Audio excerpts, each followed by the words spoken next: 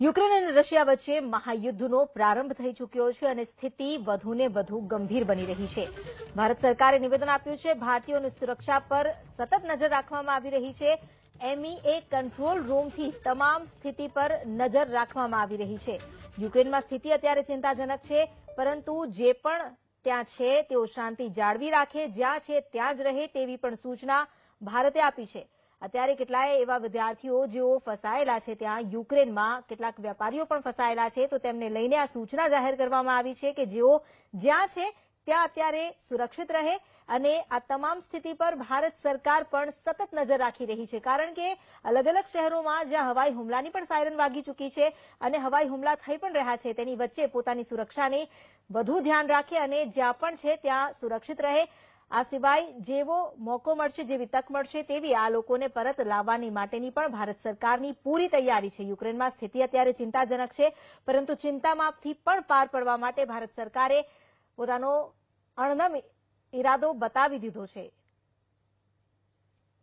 Russia અને Ukraine વચ્ચે અત્યારે જે મહાયુદ્ધનો પ્રારંભ થઈ ચૂક્યો છે, રશિયાએ પોતાના સૈન્યને યુક્રેનમાં હુમલો કરવા માટેની પરવાનગી આપી દીધી છે, આદેશ આપી દીધા છે અને તેને લઈને હવે રશિયાની સેના અત્યારે યુક્રેનમાં પ્રવેશ રહી છે.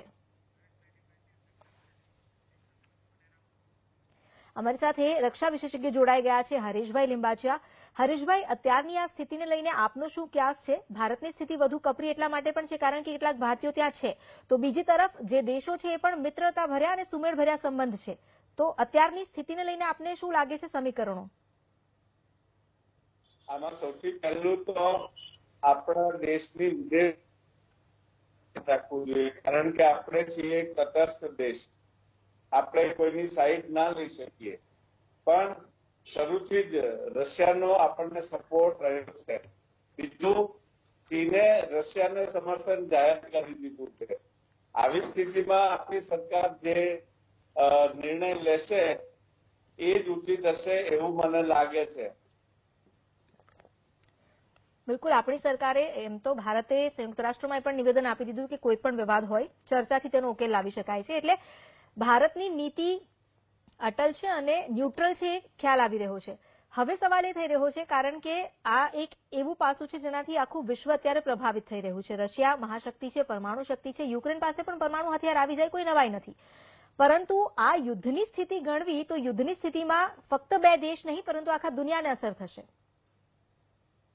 આમાં જે બેલેન્સ ઓફ પાવર હતું અત્યાર સુધી, એમાં યુરેશિયામાં જો આ યુક્રેન નાટોમાં જોડાય તો એ બેલેન્સ બગડી જાય અને બેલેન્સ ઓફ પાવર જાળવી રાખવું એ મહાસત્તાઓની જવાબદારી અત્યાર સુધી રહી છે.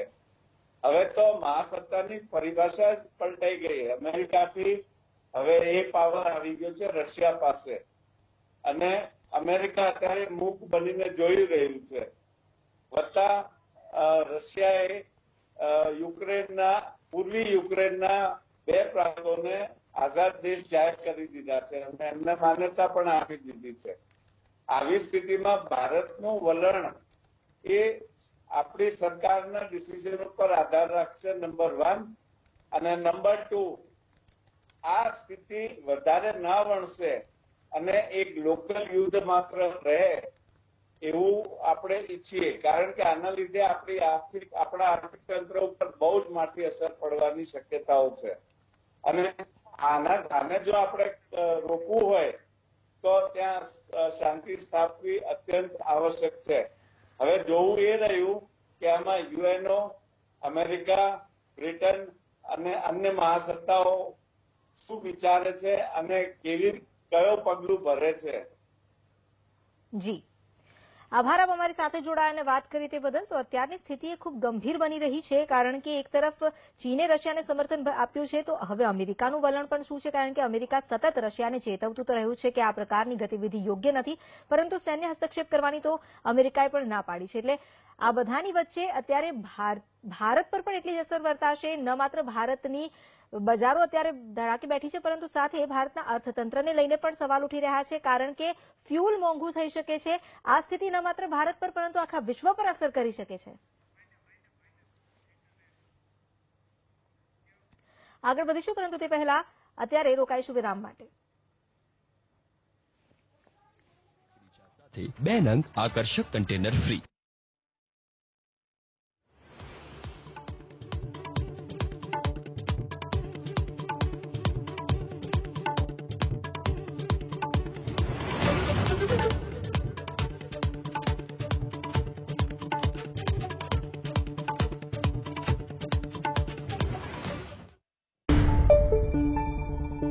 ये कोई मामूली बनियान नहीं है. Smartphone, smart TV, smart watch और स्मार्ट बनियान अलग है ना.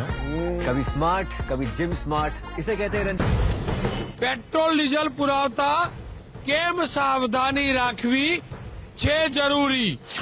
કેવી રીતે થાય છે પેટ્રોલ પંપ પર ગોલમાલ.